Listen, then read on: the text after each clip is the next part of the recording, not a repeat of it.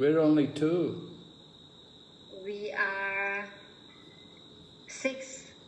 7, Guru Maharaj. 6 or 7 now. Okay. Will we wait or will we begin? I think we can begin. They will come. Join. Yeah. Yes. Om Jnana-timirandasya Jnananjana Shalakaya Chatsurunmilitam Yena Tasmai Shri Gurave Namaha. Nama Om Vishnu Padaya Krishna Pristaya Bhutale Srimati Bhakti Vedanta Swami Niti Namane Namaste Saraswati Devi Kauravani Pracharine Nirvisesha Shanyavadi Paschatya Deshatarine Jaya Shri Krishna Chaitanya Prabhu Nityananda Shri Advaita Gadadhar Shri Vasadi Gaur Bhaktavinda Hare Krishna Krishna Krishna Hare Hare Hare Rama Rama Rama Hare Hare. So today we're beginning chapter number 6 of the Krishna book. This is entitled Putana Killed. วันนี้เราก็อ่านจากหนังสือพระกฤษณะนะคะเป็นบทที่ 6 ชื่อบทว่าพุทนะถูกสังหาร In the last chapter we heard about Nanda Maharaj going to Mathura, and in Mathura he met Vasudev, and Vasudev warned him, you should go back quick. เราก็สรุปบทก่อนหน้านี้นะคะก็เป็นตอนที่นันดมหาราชพบปะกับวาสุเดฟนะคะแล้วพอท่านทั้งสองเจอกันเนี่ยวาสุเดฟจะบอกนันดมหาราชว่าเธอรีบกลับไปซะ Vasudev was worried for the safety of child baby Krishna. เนื่องจากวาสุเดฟเนี่ยกังวลต่อความปลอดภัยของเด็กน้อยกฤษณา So he encouraged Nanda Maharaj, it's better you go back to Gokul as quick as you can. Don't just leave the ladies on their own. แล้วก็บอกว่าวาสุเดฟก็จะบอกกับนันดามาราชว่าเธอรีบกลับไปเถอะอย่าปล่อยให้ลูกแล้วก็อยู่กับภรรยาอย่างนั้นความปลอดภัยของเขาสำคัญให้เธอรีบกลับไปคุ้มครองพวกเขา Vasudev's other wife, Rohini, was also there in Gokul, and she has baby Balaram. มีโรฮินีอยู่ด้วยนะคะโรฮินีเนี่ยก็อยู่กับอยู่ที่บ้านของนันดามาราชอยู่ด้วยเป็นคุณแม่ของบาลาราม And of course Mother Yashoda, she has baby Krishna to take care of. แล้วคุณแม่ยโสดาก็มีลูกน้อยกฤษณานะคะให้คอยดูแล So Nanda Maharaj, when he heard this from Vasudeva, he thought this is true. He thought I should go back as quick as I can. So Nanda Maharaj left Mathura to come back to Gokul. พอนันดามาราชได้ยินวาสุเดฟบอกให้รีบกลับนะคะนันดามาราชก็คิดเห็นด้วยกับคำพูดนี้นะคะแล้วก็บอกว่าโอเคฉันก็คิดว่าผมควรรีบกลับเหมือนกันเพราะว่าทิ้งลูกน้อยกับภรรยามา So coming back to Gokul, he's praying to Krishna, he's thinking of Krishna. And Prabhupada said, this is devotee. Whenever there's some problem, we will think of Krishna.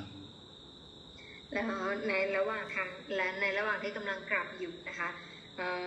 นันดามาราชเนี่ยก็คิดถึงคริชนาตรงนี้เนี่ยศิลปะพระพานจะอธิบายบอกว่าอันนี้เนี่ยเป็น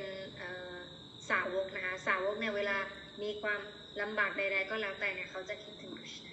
Of course, a devotee will think of Krishna all the time, not only when there's some danger. แต่ ความจริงก็คือ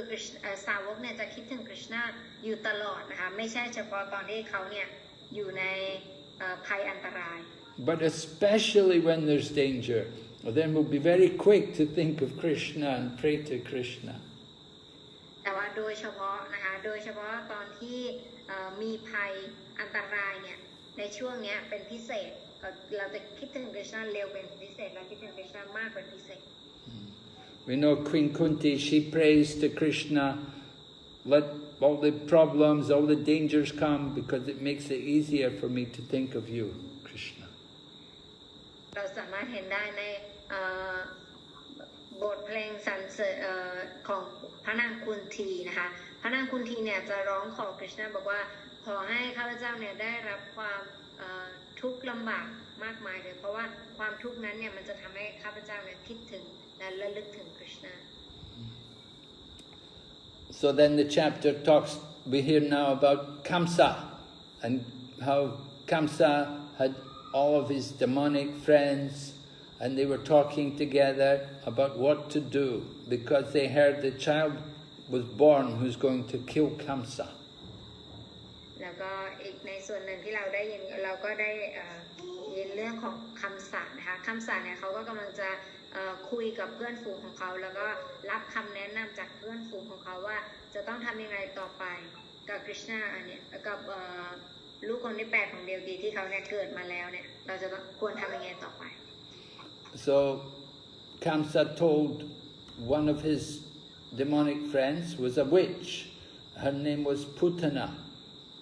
And he told her to go and kill all the small children.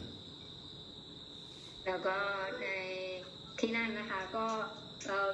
คำสั่งเนี่ยก็จะบอกภรรยาสาวของเขาเลยว่าเขาจะมีนางปีศาจตัวหนึ่งนะคะซึ่งคำสั่งเนี่ยจะส่งเพื่อที่จะไปให้สังหารคริชนา So this witch, Putana, was very cunning and she knew how to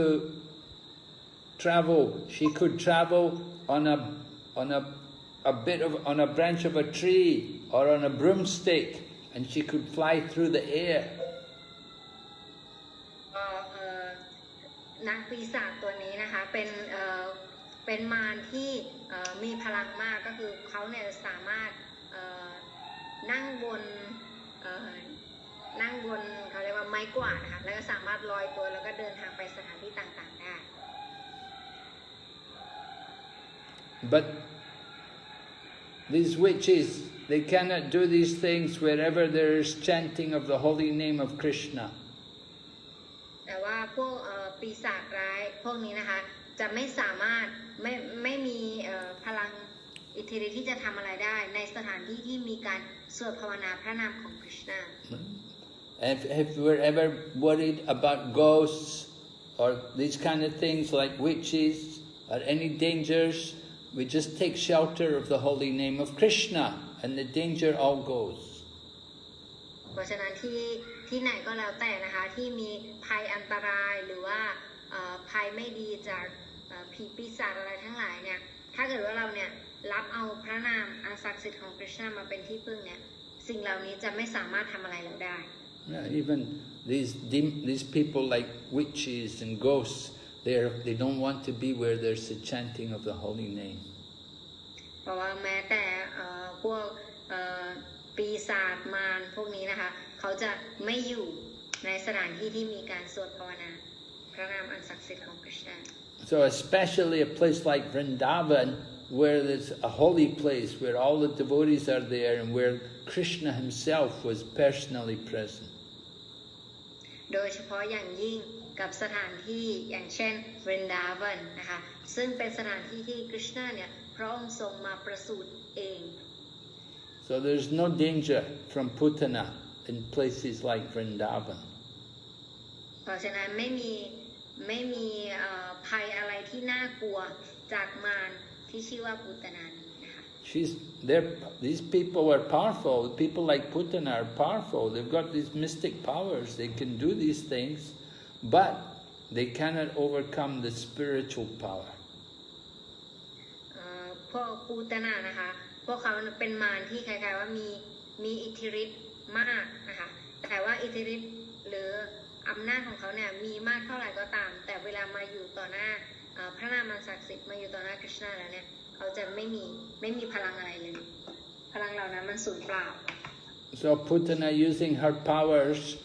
she came into Gokul, she got into Gokul, somehow maybe she flew in, and then she used her magic powers to change her body, to make herself look like a very beautiful woman. แล้วก็ปูตนานะคะก็เขาก็ได้เดินทางไปที่โกกุลนะคะหลังจากนั้นเนี่ยนางก็ได้แปลงร่างนะคะเป็นหญิงสาวสวยงาม And so she looked like a gopi, you know, she looked like actually a devotee, like a gopi, just like women wear the gopi dresses. So Putana looked like that. ปูตนานะคะก็แปลงร่างมาเหมือนกับเป็นโกปีนะคะแล้วก็ใส่โกปีเดรสอะไรสวยงามเหมือนสาวกเลย And with her powers, she made herself look very nice. She had thin waist and she has swollen breasts and looks very physically attractive. แล้วก็เป็นแปลงร่างมาแบบสวยงามมากนะคะมีเอวที่บางสะโพกที่พายแล้วก็อกที่ตึงนะคะทำให้ผู้คนที่พบเห็นเนี่ยก็รู้สึกชื่นชอบนะ And she's very clever. She looks at everybody and smiles and makes them all feel comfortable. And they see her, oh, what a nice devotee. แล้วก็ทำให้ตบตาทุกคนได้นะคะทำให้ผู้คนที่พบเห็นเนี่ยรู้สึกชื่นชมแล้วก็ชื่นชอบนางบอกว่าโอ้เป็นสาวกที่ดูดีมากเลยนะอย่างนี้ต้องเป็นสาวกที่ดีแน่เลยดูดีมากเลยคนนี้อะไรทุกคนก็ชอบเขา So the other cowherd ladies, the other gopis, they thought, oh, she must be, maybe she's like the goddess of fortune come to see Krishna. แสดงในพวกโกปีนะคะก็พอเห็นนางเนี่ยก็คิดว่าโอ้สวยขนาดนี้เนี่ยเป็นพระแม่รัศมีมาหาคริชนาหรือเปล่า Of course, Krishna is the husband of the goddess of fortune. So the goddess of fortunes come to see her husband. แล้วพวกโกปีก็คิดว่าเพราะว่าคริชนาเนี่ยเป็นสามีของพระแม่รัศมีหรือว่าพระแม่รัศมีเนี่ยจะอวตารลงมาเพื่อมาทอดพระเนตรคริชนา So because she looks so attractive and because she's smiling and very relaxed, so nobody bothered about her. It all seems so natural. เพราะฉะนั้นนะด้วยความที่ดูอ่อนหวานอ่อนโยนความสวยงามของนางที่มีนะคะทำให้ทุกคนเนี่ยตายใจแล้วไม่มีใครคิดว่านางเนี่ยเป็นมาร So she walked right in, she could go right into the home of Nanda Maharaj, and she walked right in, and then she saw the baby, she saw Krishna lying on his bed there. แล้วก็นางก็ได้เดินทางตรงไปที่บ้านของนันดามหาราชนะคะเพื่อไปหาคริชนาแล้วพอนางเข้าไปเนี่ยนางก็เห็นคริชนาเนี่ยนอนอยู่ในองค์เด็ก Now by this time, Putana had already killed many small children. ตอนจนถึงเวลานั้นเนี่ยอุตนาเนี่ยได้ทำการสังหารฆ่าเด็กมาแล้วหลายต่อหลายคน But when she saw Krishna, then she understood, oh, this child is very powerful. แล้วตอนที่นางเห็นคริชนานะคะสิ่งแรกที่นางเห็นเนี่ยนางรู้เลยว่าโอ้เด็กคนนี้เนี่ยมีพลังอำนาจมหาศาล Although Krishna is just a little baby laying on the bed, but Putana somehow from the heart, maybe Krishna from the heart was telling her, because Krishna is also in the heart of the demon, so he's telling her this child is very powerful. เพราะว่าปูตนาเนี่ยรู้สึกอย่างนั้นได้อาจจะคริชนาที่อยู่ภายในใจของปูตนาเป็นคนบอกนะคะเพราะว่าคริชนาเนี่ยอยู่ในใจของทุกคนไม่ว่าจะเป็นมารหรือว่าเป็นสาวกคริชนาก็อยู่ในใจของพวกเขาเพราะฉะนั้นคริชนาในใจของเขาเนี่ยอาจจะบอกถึงการความทรงพลังของคริชนา So the super soul, Krishna in the heart, told her, this is no ordinary child. He is the Supreme Lord. กฤษณาที่อยู่ในที่เป็นปรมาตถ์มาในหัวใจของปูตนานะคะเป็นคนบอกเขาว่านี่ไม่ใช่เด็กธรรมดาทั่วไปนะแต่เขาเนี่ยเป็นองค์พระขวานสูงสุด So foolish people may think, oh, he's only a small baby, he can't be very powerful. เพราะฉะนั้นบุคคลผู้โง่เขลานะคะก็อาจจะคิดว่าโอ้อันนี้เป็นเด็กเล็กธรรมดาเขาจะไม่มีพลังอะไรพิเศษแบบนั้นแน่นอน But God is always God, even when he's a baby. แต่ว่าพระเจ้านะคะยังไงพระองค์ก็ทรงเป็นพระเจ้าไม่ว่าพระองค์จะอยู่ในรูปของทารกก็ตาม Even as a baby, he's Bhagavan, he has all the opulences of the Supreme. ถึงแม้ว่าพระองค์จะอยู่ในรูปทารกน้อยนะคะแต่พระองค์ก็ยังทรงเป็นองค์พระขวานสูงสุด So other foolish people, they do not understand the nature of God. เพราะฉะนั้นบุคคลผู้โง่เขลาเนี่ยเขาจะไม่เข้าใจธรรมชาติขององค์พระขวาน Just like some people have the philosophy that, oh, we were all God before, but we've forgotten it due to Maya. เพราะฉะนั้นก็เหมือนกันที่จะมีหลักปรัชญาที่บอกว่าความจริงพวกเราทุกคนเนี่ยเป็นพระเจ้าแต่ว่าเราลืมไปว่าเป็นพระเจ้าเพราะเราอยู่ในมายา When we get rid of Maya, then we'll become God again. เมื่อใดก็แล้วแต่ที่เราออกจากมายาได้เราจะกลายเป็นพระเจ้าอีกรอบหนึ่ง But we cannot say like that. It's a wrong philosophy. แต่ว่าเราไม่สามารถบอกแบบนั้นได้นะคะเพราะนั้นมันเป็นหลักปรัชญาที่ผิด Means Maya is more powerful than God. ถ้าแบบนั้นมันจะหมายความว่ามายาเนี่ยมีพลังอำนาจมากกว่าพระเจ้าเสียอีก If we're God, then Maya, how is it Maya can put God into illusion? Maya must be greater than God. ถ้าเกิดว่าเราเป็นพระเจ้าแล้วมายาสามารถทำให้เราอยู่ในความหลงได้นั้นจะหมายความว่ามายาเนี่ยมีพลังอำนาจเหนือกว่าพระเจ้าอย่างเราเสียอีก So God is like the big fire, and we're like little sparks of the fire. พระเจ้าสูงสุดทรงเหมือนกับเปรียบเสมือนกับสะเก็ดไฟ Your microphone is something wrong. Now it's okay? Yeah. So Krishna is like the original fire, we're like the sparks. เพราะฉะนั้นคริชนาเนี่ยเปรียบเสมือนกับกองไฟอันใหญ่นะคะแล้วเราสิ่งมีชีวิตอื่นๆทั้งหมดเนี่ยเปรียบเสมือนกับเป็นสะเก็ดไฟ The fire cannot be, the big fire cannot be influenced by Maya, but the spark can be put out. กองไฟใหญ่นะคะจะไม่สามารถโดนมายาครอบนำได้แต่สะเก็ดไฟเล็กๆอย่างเราเนี่ยสามารถโดนมายาครอบนำได้ So Krishna is always God. คริชนาเนี่ยพระองค์ทรงเป็นองค์พระขวานเสมอมา But he's appearing like a small baby, and Putana has come and she wants to try to kill him. พระองค์เนี่ยตอนนี้นะคะพระองค์ก็ทรงอยู่ในรูปของทารกน้อยตอนนี้ปูตนาเนี่ยก็มาถึงบ้านของพระองค์แล้วพยายามจะฆ่าพระองค์ So Krishna closes his eyes to give Putana confidence, let Putana come. He closes his eyes, he doesn't look at her. เพราะฉะนั้นคริชนานะคะปิดตาของพระองค์นะเวลาปูตนาเข้ามาใกล้ๆเนี่ยพระองค์ทรงปิดตา Different reasons why he closed his eyes, many reasons. ก็มีหลายสาเหตุนะคะที่พระองค์ทรงปิดตาหลับตา Some say he didn't want to see the face of her because she's so sinful. บางที่เนี่ยก็จะอธิบายบอกว่าเพราะว่าพระองค์เนี่ยทรงไม่อยากจะเห็นหน้าของเขาเพราะว่าหน้าของนางเนี่ยเต็มไปด้วยความบาป And some other people say he closed his eyes to give her more confidence, to encourage her because she was hesitating. แล้วก็บางคนก็จะบอกว่าที่พระองค์ทรงหลับตาเนี่ยก็เพื่อที่จะส่งเสริมเขานะให้กำลังใจเขาในการที่จะทำหน้าที่ของเขาหรือทำในสิ่งที่เขากำลังจะทำ Krishna has come and Krishna's mission is to kill the demons and she's a big demon. กฤษณะเนี่ยพระองค์ทรงเสด็จลงมาเพื่อที่จะสังหารมารใช่ไหมคะอันนี้เป็นสิ่งที่พระองค์จะทรงทำแต่ว่าแล้วปูตนาเนี่ยถือว่าเป็นมาร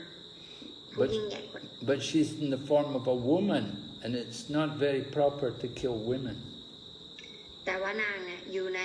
ร่างของสตรีนะคะ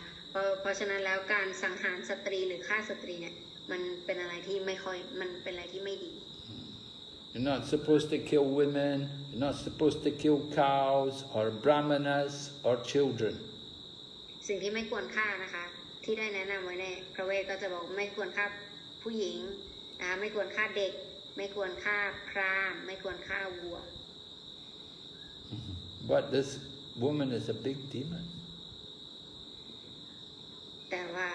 ผู้หญิงที่อยู่ต่อหน้าคริชนาคนนี้เป็นมารซะด้วย So Krishna took her as her mother, as his mother, because she's come and she wants to feed her breast milk to Krishna, and she's put poison on her breast milk to give to Krishna. เพราะฉะนั้นนะคะนางเนี่ยก็มาในรูปของมารดาของคริชนานะคะนางก็ได้ทายาพิษเนี่ยมาทั่วเต็มอกของนางนะคะแล้วก็อยากจะป้อนนมจากเต้าของนางเนี่ยให้กับคริชนา She's pretending she's a gopi, she's dressed like a gopi, and now she's pretending to be the nurse. And she picks up the baby and she wants to feed her breast milk to Krishna. แล้วก็นางนะคะก็เข้ามาใกล้คริชนาแล้วพยายามจะอุ้มคริชนานะคะตอนนี้ก็พยายามทำเหมือนอยากจะเป็นคนเลี้ยงคริชนานะคะเป็นเหมือนนางพยาบาลอะไรอย่างนี้เสร็จทีนี้ก็พยายามจะอุ้มคริชนามานะคะแล้วก็พยายามจะป้อนนมจากเต้าของนางเนี่ยให้คริชนาดื่ม So nurse is one of the 7 kinds of mothers that we have. พยาบาลนะคะก็เป็น1 ใน 7 แม่ที่เรามี Yeah. The other mothers are the cow. แม่อื่นๆก็มีเนื้อวัวนะคะ And the earth, the planet Earth is also mother. แล้วก็พระแม่ธรณีนะคะ The wife of the Brahmin is a mother. แล้วก็ภรรยาของพราหมณ์นะคะก็เปรียบเสมือนกับเป็นแม่ของเรา And the wife of the king is a mother. wife of the King. king โอเคแล้วก็พระราชินีนะคะก็เป็นมารดาของเรา And the wife of the guru is a mother. และภรรยาของพระอาจารย์ทิพย์ของเราก็เป็นเปรียบเสมือนเป็นแม่ของเรา And then we have a real mother. แล้วก็แม่ผู้ให้กำเนิดเรานะคะ So Putana takes Krishna just like she is his mother. เพราะฉะนั้นปูตนาเนี่ยก็อุ้มคริชนามานะคะเหมือนกับเป็นแม่ของคริชนา And Krishna is closing his eyes because he's got to kill his mother. He's got to kill his nurse. ที่พระองค์ทรงหลับตาเนี่ยก็เป็นเพราะว่าพระองค์เนี่ยกำลังจะต้องสังหารผู้ที่เปรียบเสมือนกับเป็นแม่ของพระองค์หรือว่าเป็นเหมือนกับนางพยาบาลของพระองค์ So Putana is become like Yasoda.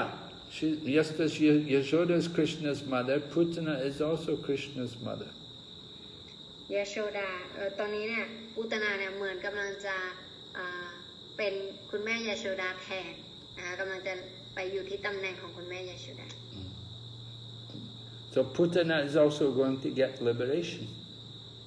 เพราะฉะนั้นแล้วนะคะปูตนาเนี่ยก็ได้รับความหลุดพ้นเช่นกัน So when she picked up Krishna, she didn't know that she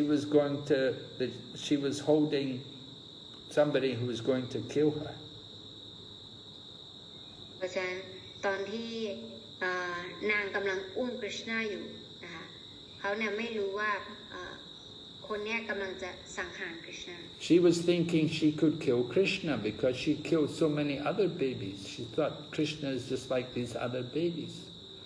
เพราะฉะนั้นปูตนาก็คิดว่าเขาเนี่ยจะสามารถสังหารคริชนาได้นะคะเพราะว่าเขาเนี่ยฆ่าเด็กมาเยอะแล้วเขาก็คิดว่าเขาก็น่าจะฆ่าคริชนาได้ And Yashoda is there, and Rohini is there, and they're both watching, and they see Putana pick up Krishna, and they don't mind. They think it's very nice. ในขณะในเหตุการณ์นั้นนะคะอุตนาเนี่ยกำลังอุ้มกฤษณาทั้งคุณแม่ยโชดาและคุณแม่โรฮินีเนี่ยทั้งคู่ก็ยืนมองอยู่เฉยๆนะคะก็คิดว่าอ๋อเขาเนี่ยรักกฤษณาเขาจะแบบดูแลกฤษณาทั้งนางทั้งสองก็ไม่ได้ว่าอะไร But Putana had put very powerful poison on her breast. แต่หารู้ไหมว่าความจริงเนี่ยปูตนาเนี่ยได้ทายาพิษชนิดรุนแรงไว้ที่เต้าของนาง And so she picked up baby Krishna and she put her nipple, her breast nipple, into Krishna's mouth. แล้วก็ปูตนาก็ได้อุ้มกฤษณามานะคะแล้วก็ให้จุกนมของตนเนี่ยให้กฤษณาดู And she thought when Krishna sucks her breast, he will die. แล้วนางก็คิดว่าถ้ากฤษณาดูดนมจากเต้าของนางไปเนี่ยเดี๋ยวกฤษณาก็จะตาย But Krishna was a little angry, and he sucked her breast, and he bit her breast, and he sucked out the milk, and he also sucked out her life air. แล้วกฤษณานะคะก็เริ่มโมโหแล้วค่ะกฤษณาก็เลยดูดนะคะดูทั้งนมแล้วก็ทั้งปราณชีวิตของนางไปด้วยนะคะก็ดู Krishna is so merciful that he accepted the breast milk of Putana. กฤษณานะคะมีพระเมตตาสูงสุดพระองค์เนี่ยทรงรับการถวายนมของปูตนาด้วย But to stop her from killing all the children, Krishna killed her. แต่ว่ากฤษณาเนี่ยจำเป็นต้องฆ่านางเพราะว่าหยุดนางนะคะจากการสังหารเด็กคนอื่น And because she was killed by Krishna, she got liberation. แล้วก็ด้วยจากการที่นางเนี่ยถูกกฤษณาสังหารนะคะทำให้นางเนี่ยได้รับความหลุดพ้น So when Krishna bit her breast, then she called out, "Oh, oh, leave me, leave me!" And she was calling out, "Oh, leave me!" And she ran out of the house. She ran out of the house into the field. แล้วก็พอกฤษณาเริ่มดูดใช่ไหมคะนางก็รู้สึกถึงความเจ็บปวดมากแล้วนางก็เริ่มตะโกนออกมาว่าปล่อยฉันเถอะโปรดปล่อยฉันเถอะแล้วก็วิ่งนะคะวิ่งออกมาจากบ้านของนันดามาราชแล้วก็วิ่ง And she was sweating, her whole body became wet. แล้วนางก็เหงื่อออกเยอะมากนะคะแล้วก็ทั้งร่างกายของนางก็เปียกไปหมด And she was screaming and she fell to the ground. แล้วนางก็กรีดนะคะร้องอย่างดังแล้วก็ล้มลงไปกับพื้น And when she fell on the ground, there was a huge sound, a big sound in the heavens, in the sky, but people thought, what's happening? They didn't know. แล้วก็นางก็ขยายร่างใหญ่มากใช่ไหมคะแล้วนางก็ล้มลงพอนางล้มลงเนี่ยกลายเป็นว่ามันเป็นเสียงที่ดังมากนะคะแม้แต่มันสะเทือนไปยังโลกสวรรค์จนชาวสวรรค์เขาต้องมามุงดูว่ามันเกิดอะไรขึ้นที่โลกมนุษย์ And when she fell down, she assumed her real form as a witch, a very huge, gigantic, horrible-looking witch. แล้วพอนางล้มลงใช่ไหมนางล้มลงไปนางร่างที่เป็นมารเป็นปีศาจของนางที่แท้จริงเนี่ยก็ได้ปรากฏขึ้นนะคะเป็นมีขนาดตัวที่ใหญ่แล้วก็น่าเกลียด Her big arms and legs were spread all over the place. ทั้งแขนที่ใหญ่นะคะแล้วก็แขนที่ใหญ่ขาที่ใหญ่ของนางเนี่ยก็แผ่กระจายไปทั่วทุกที่ Her long hair was all over her face as well. แล้วก็มีใบหูที่ใหญ่นะคะแล้วก็ผมที่เยอะ And her body was 12 miles long. It smashed so many trees. ร่างของนางนะคะใหญ่เป็น12 ไมล์นะคะซึ่งมันใหญ่มากจนทำให้ต้นไม้เนี่ยทำลายต้นไม้หลายต้นล้มละลาย She had a gigantic body. มีร่างอันใหญ่มหึมา all the cowherd men and women in the village in Gokul, they were astonished. What is this? ทุกคนนะคะทั้งที่ชาวโกกุลทั้งหลายที่อยู่ที่นั่นเนี่ยก็รู้สึกอัศจรรย์นะคะรู้สึกว่าอันนี้มันเกิดอะไรขึ้นกันแน่ทุกคนก็ตกตะลึง And so then the gopis, they thought, where's Krishna? And then they saw Krishna. He's playing on the lap of Putana. He's still on the body of Putana, on her lap. He's sitting there playing. ทุกคนก็คิดว่าเขาแล้วทุกคนก็หาว่าคริชนาอยู่ไหนนะพอทุกคนพยายามหาคริชนาเขาก็จะเห็นคริชนานะคะอยู่บนตักของปูตนะยังเห็นคริชนาเล่นอยู่บนตักของนาง So Mother Yashoda and the other gopis, they all have to take care of Krishna. They want to do some rituals for his protection. พอเกิดเหตุการณ์นี้ขึ้นใช่ไหมคะทุกคนก็รู้สึกหวาดกลัวมากสำหรับคริชนาเขาก็เลยอยากจะทำพิธีนะคะเพื่อเป็นพิธีการปกป้องคุ้มครองคริชนา The first thing they did was they got the tail of the cow and circumambulated his body with it. What of the cow? The tail. Tail โอเคอันดับแรกเลยนะคะเขาเนี่ยใช้หางของวัวนะคะแล้วก็ทำหางของวัวเนี่ยไปรอบตัวคริชนาเพื่อเป็นการคุ้มครอง And then they washed baby Krishna with the urine of a cow. แล้วก็อาบน้ำให้คริชนานะคะโดยใช้ปัสสาวะของวัว And then they collected the dust created from the cows. When the cows walked, that the dust comes in there, they collected that and they threw it all over Krishna's body. แล้วก็ใช้ฝุ่นนะคะฝุ่นที่เวลาวัวเดินนะคะแล้วมันจะมีฝุ่นใช่ไหมคะเขาใช้ฝุ่นนั้นเนี่ยมาละเลงคริชนา So this is to protect Krishna from anything inauspicious, from any accident. อันนี้เนี่ยเป็นการป้องกันคริชนานะคะในจากภัยอันตรายทั้งหลายที่ไม่เป็นมงคล So you can see how important it is to keep cows at home. You can do if you don't have a cow, you can't do these things. เพราะฉะนั้นตรงนี้เนี่ยเราก็จะเห็นถึงความสำคัญของวัวนะคะว่าวัวเนี่ยความจริงทำได้หลายอย่างแล้วก็ความสำคัญที่ถ้าเกิดเรามีวัวอยู่ที่บ้านเนี่ยมันดีขนาดไหน Of course, Krishna doesn't need any protection, but we have to learn how important the cow is.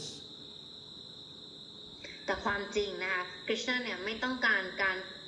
ปกป้องคุ้มครองจากที่ไหนล่ะค่ะแต่ว่าจากลีลานี้นะคะเราก็สามารถเข้าใจถึงความสำคัญของวัวได้ And so Krishna his body was covered. They covered his body with cow dung. แล้วก็เขาเนี่ยก็ใช้อุจจาระของวัวนะคะมาแล้วก็มาทาที่ตัวคริชนาละเลง Then wash him with the urine of the cow. แล้วก็ล้างตัวของพระองค์เนี่ยด้วย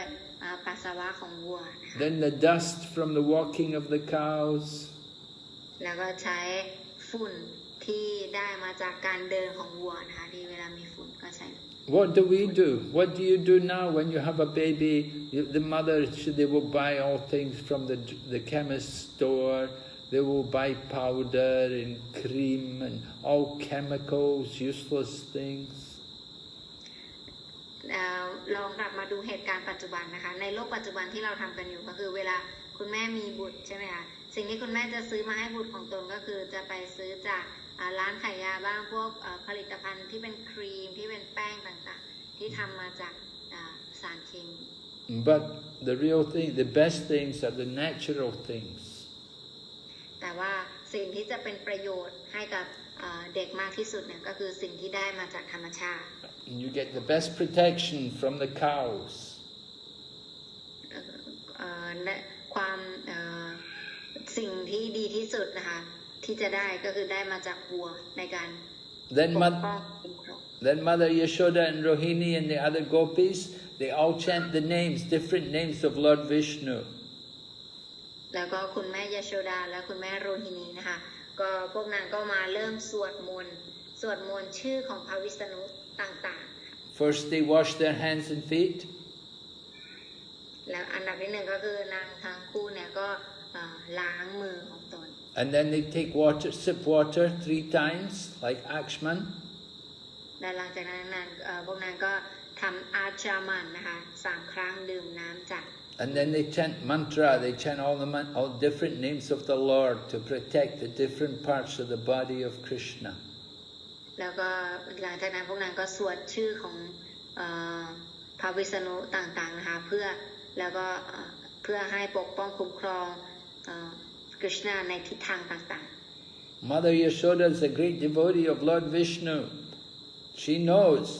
that she can protect her child by chanting the name of Lord Vishnu. เพราะฉะนั้น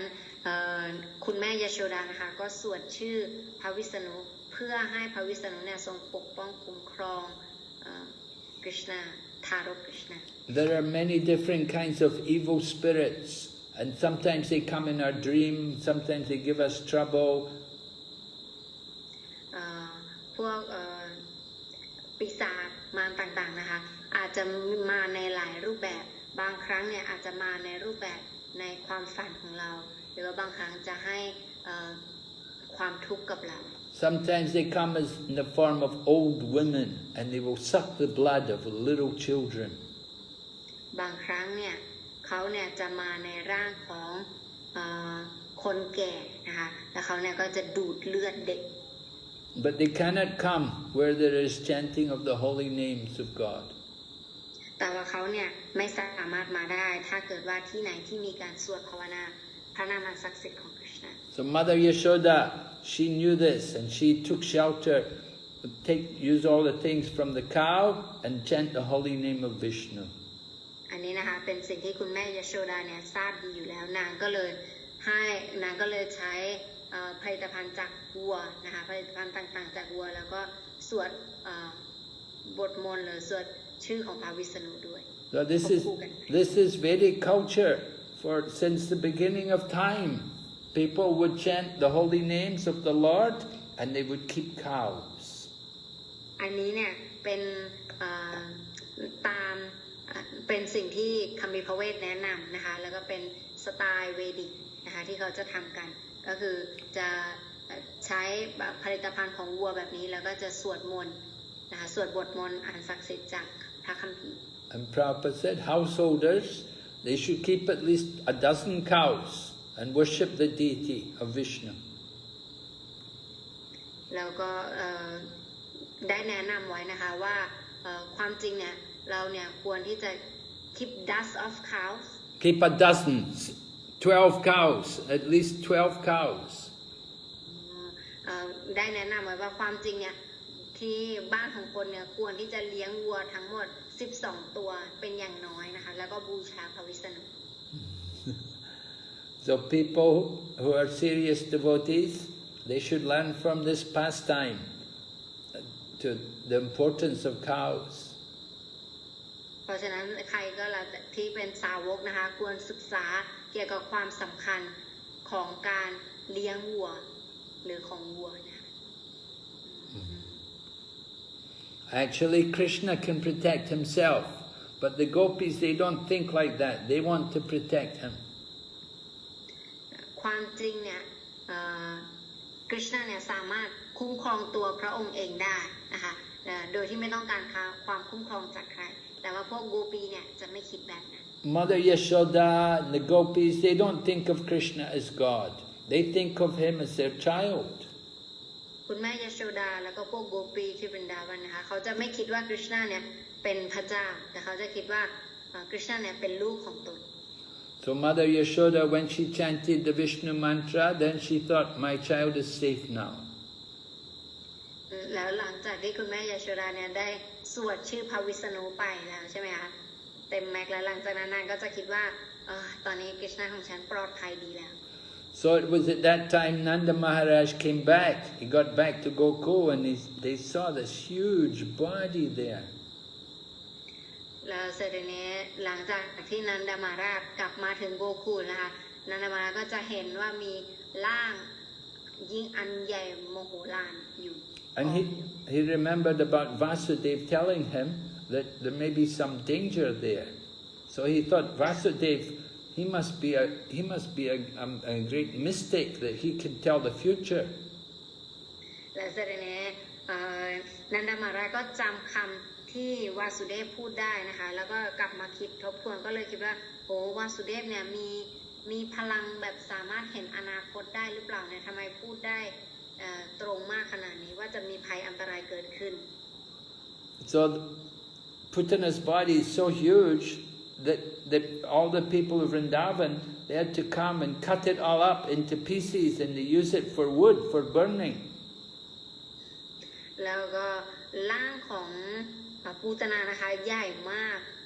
จนไม่รู้จะทำอะไรยังไงนะคะจนทำให้พวกชาววรินดาวันเนี่ยจะต้องตัดออกมาเป็นท่อนๆนะคะแล้วก็ไปใช้ในการแล้วก็ไปเผาเป็นส่วนๆ And when they burned the body of Putana, when they burned the different parts of her body, it had a very nice smell. And everybody thought, oh, this it smells so good. This was because she was killed by Krishna. แล้วก็ตอนที่เผาส่วนต่างๆของร่างของปูตนาใช่ไหมคะมีกลิ่นหอมมากนะคะมีกลิ่นหอมมากแล้วคนก็ชาววรินดาวันก็เข้าใจกันว่ากลิ่นที่หอมเนี่ยมาจากการที่เขาเนี่ยถูกสังหารโดย Krishna. Although she was a big demon and she killed so many small children, she was very sinful. Krishna had purified her because he had taken her milk. ถึงแม้ว่าเขาเนี่ยเป็นมารยิ่งใหญ่มากแล้วก็เขาเนี่ยมีจุดประสงค์ที่ไม่ดีเขาพยายามจะฆ่า Krishna แต่ถึงยังไงก็แล้วแต่ Krishna ก็ให้เมตตาเขาโดยการสังหารเขาแล้วก็เขาก็เลยได้ So Putana, she gave Krishna milk, but she wanted to kill him. อุตนานะคะให้นมกับ Krishna ก็จริงแต่ว่าจุดประสงค์ของเขาคือเขาเนี่ยอยากจะสังหารพระองค์ So if we give Krishna milk with love, then we will get so much more benefit than Putana. ลองคิดดูสิคะถ้าเกิดว่าเราเนี่ยถวายนมให้ Krishna ด้วยความรักเนี่ยเราจะได้ประโยชน์มากกว่าปูตนาขนาดไหน Putana didn't want to do devotional service. She had evil intentions. She's very sinful. ปูตนาถวายนมให้ Krishna ก็จริงนะคะแต่ว่าจุดประสงค์ของเขาเนี่ยมันไม่ได้ดีเลยนะคะจุดประสงค์ของเขาเนี่ยเขาพยายามจะฆ่าพระองค์ด้วยซ้ำ But if we offer something to Krishna, you get the benefit. แต่ว่าถ้าเกิดว่าเราเนี่ยพยายามจะถวายอะไรให้ Krishna ก็ตามนะคะเวลาเราพยายามจะถวายอะไรให้ Krishna ก็ตามเรามักจะได้รับประโยชน์จากสิ่งนั้นเสมอ So just like if you take a flower from a tree and offer it to Krishna, the tree gets benefit. ตัวอย่างเช่นถ้าเกิดว่าเราเนี่ยเก็บดอกไม้ใช่ไหมคะเก็บดอกไม้จากต้นไม้แล้วเรานำดอกไม้นั้นไปถวายให้ Krishna ต้นไม้นั้นจะได้รับประโยชน์ไปด้วย Or you take some plants or some fruits. If we take and we offer to Krishna, then the plant gets benefit, the tree gets benefit. หรือว่าเราเอาต้นไม้นะคะอาจจะเป็นต้นไม้แล้วเราก็มาถวายให้ Krishna อย่างเงี้ยต้นไม้นั้นน่ะเขาก็จะได้รับประโยชน์ไปด้วยหรือว่าผลจากต้นไม้นั้นเรามาถวายให้ Krishna ทำให้ต้นไม้ได้รับประโยชน์ไปด้วย Putana was very fortunate because Krishna, his lotus feet were touching the body of Putana. ปูตนาเนี่ยถือว่าโชคดีมากเพราะว่าพระบาทรูปดอกบัวของ Krishna เนี่ยได้ถูกตัวนาง So people, they want to get the dust of Krishna's feet. Putana was so lucky that his feet were on her body. ผู้คนนะคะอยากจะได้ฝุ่นจากใต้พระบาทของ Krishna แต่ปูตนาเนี่ยโชคดีมากที่เขาเนี่ยได้พระบาทของ Krishna โดนตัวเขา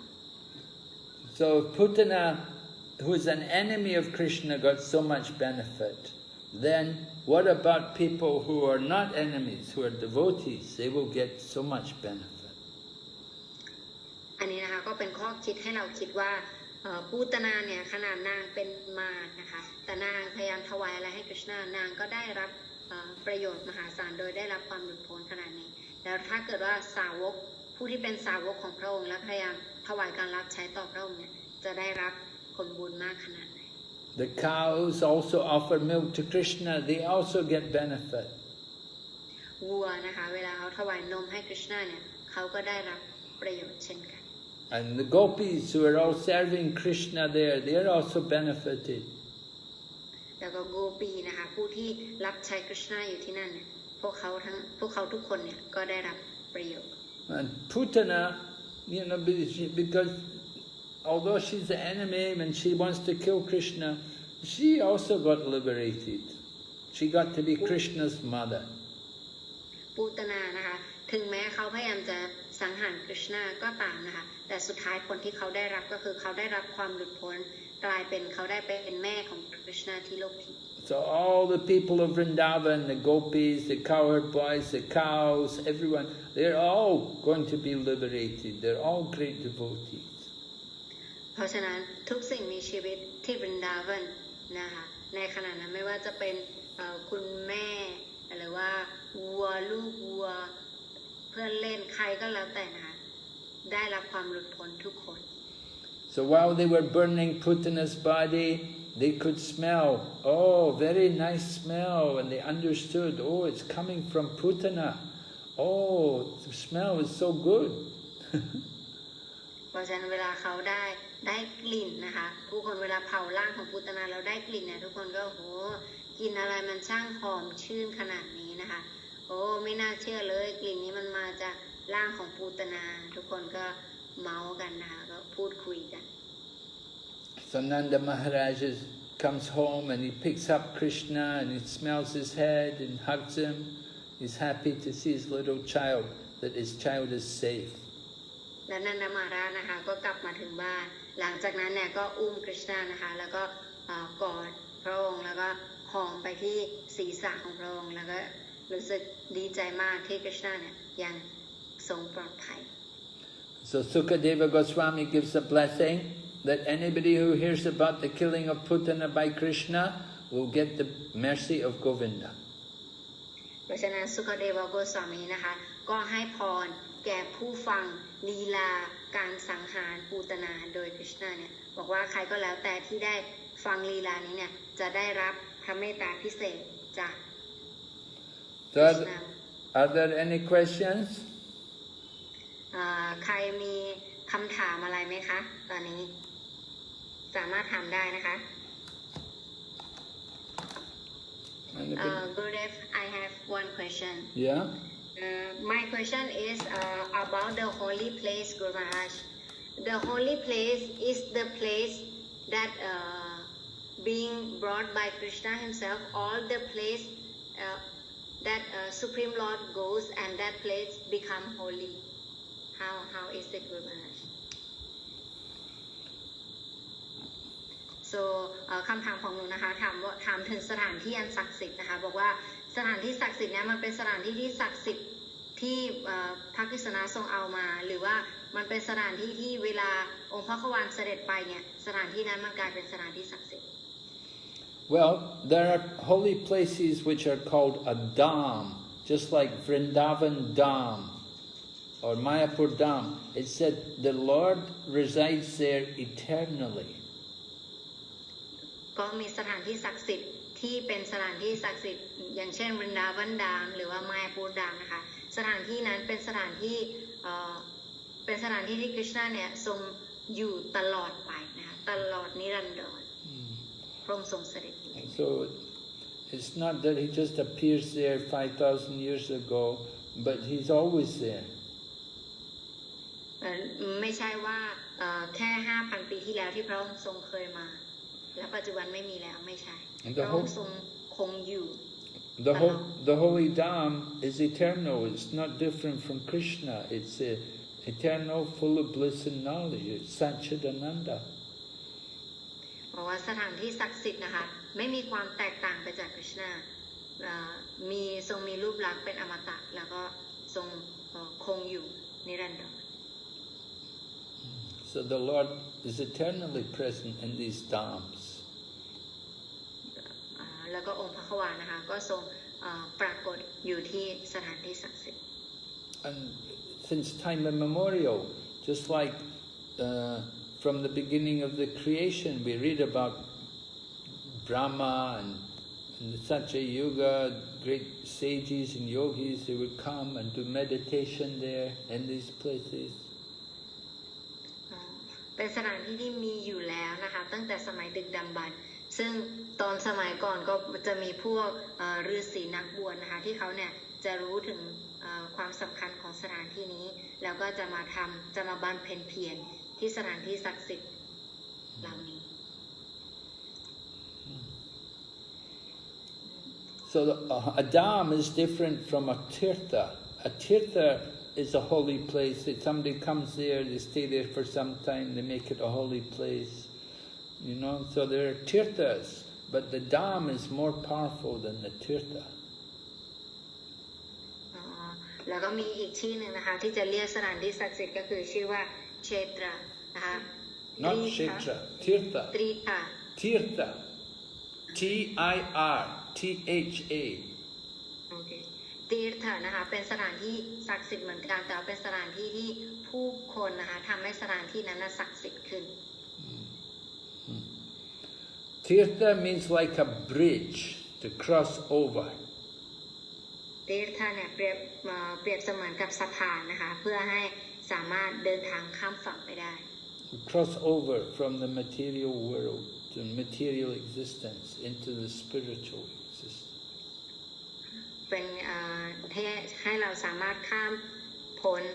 มหาสมุทรข้ามฝั่งนะคะจากมหาสมุทรแห่งความทุกข์ทางวัตถุไปที่โลกทิพย์ But Dham is where the Lord is residing all the time. แต่ว่าดามนะคะหรือว่าสถานที่ศักดิ์สิทธิ์เนี่ยเป็นสถานที่ที่คริชนาเนี่ยทรงเสด็จอยู่ที่นั่นตลอดอาศัยอยู่ที่นั่นตลอด Performing his pastimes. Now sometimes he's manifest and sometimes he's not manifest. บางครั้งเนี่ยก็จะปรากฏให้เห็นนะคะแต่บางครั้งก็จะไม่ได้ปรากฏให้เห็น Right. Prakat and aprakat. Sometimes he's prakat, sometimes aprakat. So like 5,000 years ago, he's manifest, he's prakat. เหมือนกับเมื่อ 5,000 ปีที่แล้วนะคะพระองค์ทรงปรากฏให้เห็น Now he's aprakat. แล้วปัจจุบันนี้นะคะก็เป็นในตอนของที่ไม่ได้ปรากฏให้เห็น But some great devotees, they can see. They go there, they come to the dam, they will see Krishna. แต่ว่าสาวกผู้ยิ่งใหญ่นะคะสามารถเห็นกฤษณะได้แม้แต่ปัจจุบันนะคะเพราะเขามี Just like here in Mayapur, Lord Chaitanya is here. He's performing Sankirtan. เหมือนกับที่มายาปูรนะคะพระองค์เจ้าเจตัญญาเนี่ยทรงทำหรินามสังเกตันอยู่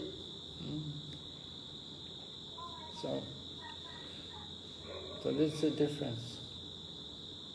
Understand? Dam? Yes, Gurudev. Yes. Thank you very much. Okay. Any other question in the chat? One question there? Hare Krishna, Gurudev, Dandavat Pranam. No. From Nanda. No question. Just Dandavat Pranam. Yeah. Just Dandavat Pranam. มีคำถามอีกไหมคะ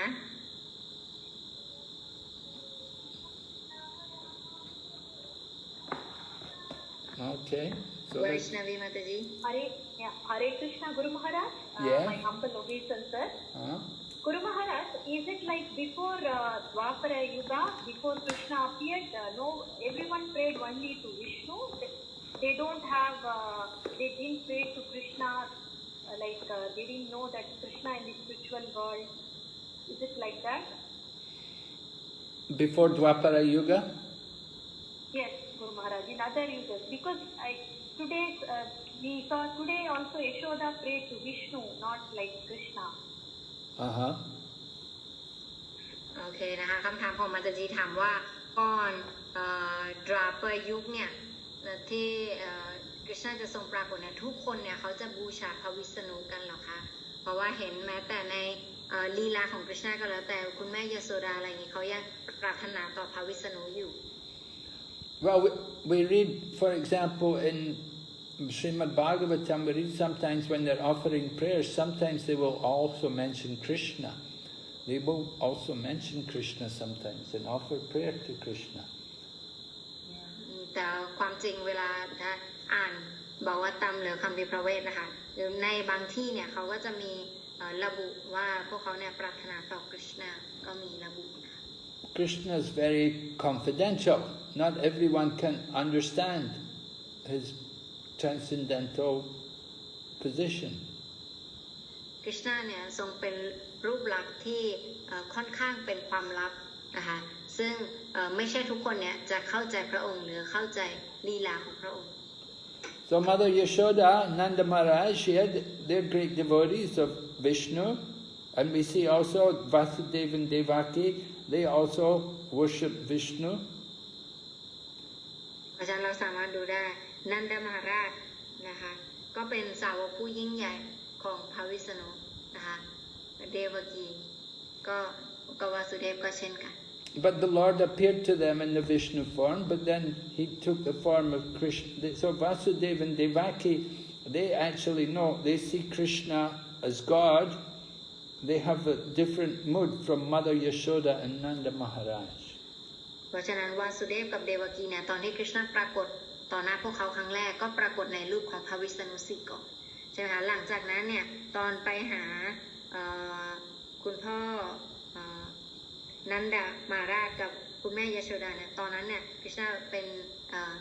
อวตารลูกของคริชนา Nanda Maharaj and Mother Yashoda, they just think of Krishna as their child, so they won't pray to Krishna as God, because they have that mood that Krishna is our child. You see, it would ruin they wouldn't be able. Krishna wants that motherly, fatherly affection from them. He doesn't want him to worship them. He doesn't want Nanda Maharaj and Mother Yashoda to worship him as God. เพราะฉะนั้นตอนคริชนาปรากฏต่อหน้านันดามาราชกับคุณแม่ยโชดานะคะเป็นพระองค์ทรงปรากฏในรูปของทารกน้อยเพราะฉะนั้นทั้งคุณแม่ยโชดาแล้วก็คุณพ่อนันดาเนี่ยจะไม่มาบูชาคริชนาหรือว่าหาว่าคริชนาเนี่ยเป็น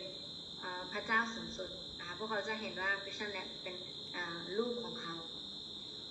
So when they're in danger, then they pray to Vishnu, of course. But we will see also, we will see different times, different demons come, they will call to Krishna to come and save them. แต่ว่าเราก็สามารถเห็นได้นะคะเวลาพวกเขาเนี่ยโดนทำลายจากพวกมารอะไรก็แล้วแต่พวกเขาจะขอร้องคริชนาและจะแบบคิดถึงคริชนาให้มาปกป้องพวกเขา Just like when Indra sent the clouds to devastate Vrindavan, Nanda Maharaj and all the people of Vrindavan, they all came to Krishna for help. เราสามารถเห็นได้จากลีลาตอนที่คริชนานายกภูเขาโกวาร์ดันนะคะตอนนั้นเนี่ยก็โดนพายุวินดาวันโดนพายุอย่างหนักจากพระอินทร์นะคะด้วยความโมโหของพระอินทร์เนี่ยตอนนั้นเนี่ยชาววินดาวันทุกคนนะคะก็ร้องเรียกขอความคุ้มครองจากคริชนา They didn't pray to Vishnu to save them. พวกเขาก็ไม่ได้ร้องอ้อนวอนขอวิชนูให้มาปกป้องพวกเขานะคะ And when the forest fires coming, they pray to Krishna, save us. ตอนที่โดนไฟป่านะคะทุกคนก็อ้อนวอนขอคริชนาให้มาปกป้อง And when the big snake was swallowing Nanda Maharaj, there was a big snake eating Nanda Maharaj, and they couldn't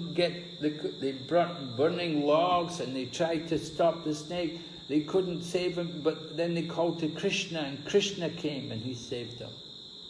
แล้วก็ตอนที่มีงูยักษ์นะคะงูใหญ่เนี่ยที่พยายามจะมากลืนกินนันดมหาราชอะไรอย่างนี้ทุกคนก็ขอร้องอ้อนวอนให้คริชนาเนี่ยมาช่วยนะคะมาช่วยไว้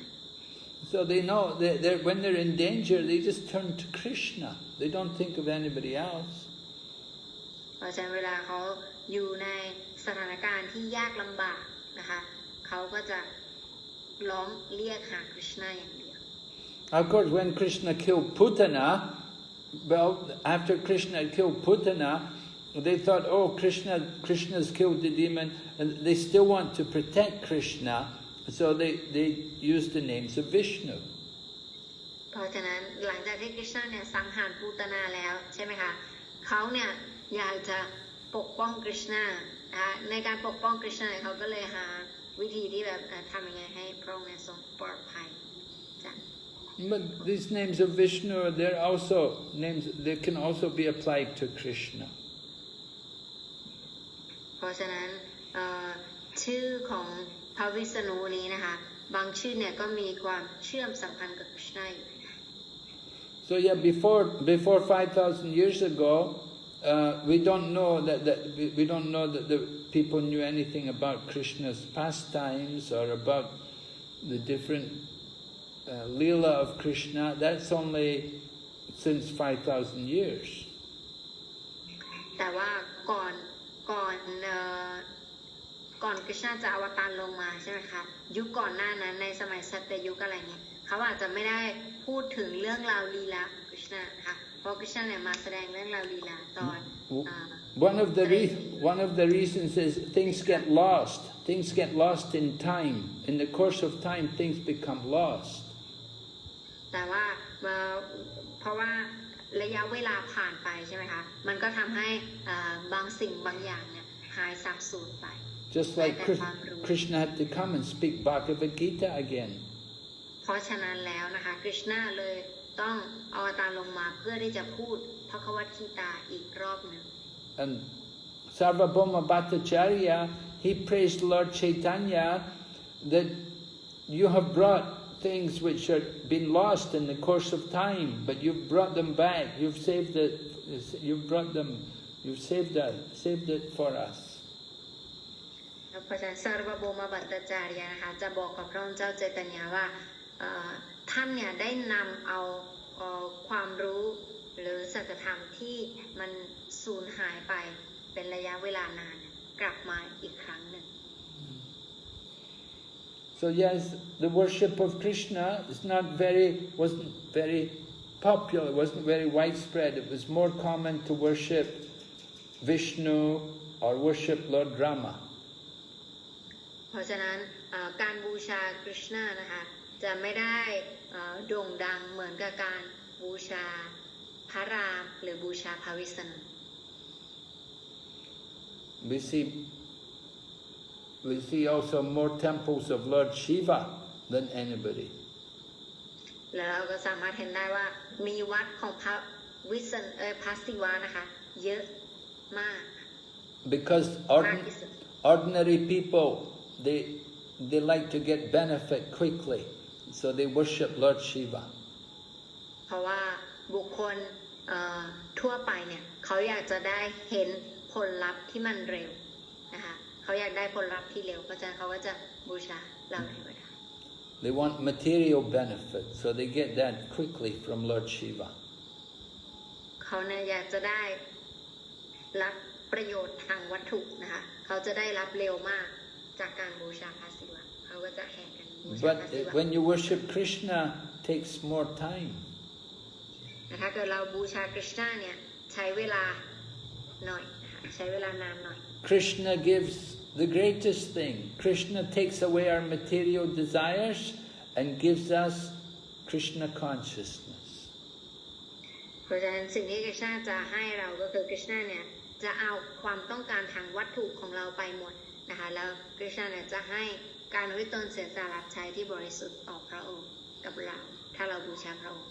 By the grace of Krishna, we can get free of birth and death. ถ้าเกิดว่าเราบูชาคริชนาเนี่ยเราจะสามารถออกไปจากวัฏจักรแห่งการเวียนว่ายตายเกิดนี้ได้ So we don't get that so easily. It takes more time. เพราะฉะนั้นเราจะไม่ได้รับมันมาโดยง่ายดายมันจะต้องใช้เวลามันจะใช้เวลา Okay, good question. Yeah. Thank you, Guru Maharaj, for the very nice explanation. การที่ดี Okay, so maybe we stop here today, Archana? Yes, Guru Maharaj. Thank you very much, Gurudev. Thank you very His much. Holiness BVV Narasimha Swami Maharaj ki. Archana Mataji ki, Gaur Bhakta Vrinda ki, Srila Prabhupada ki. Hare Krishna. Hare Krishna.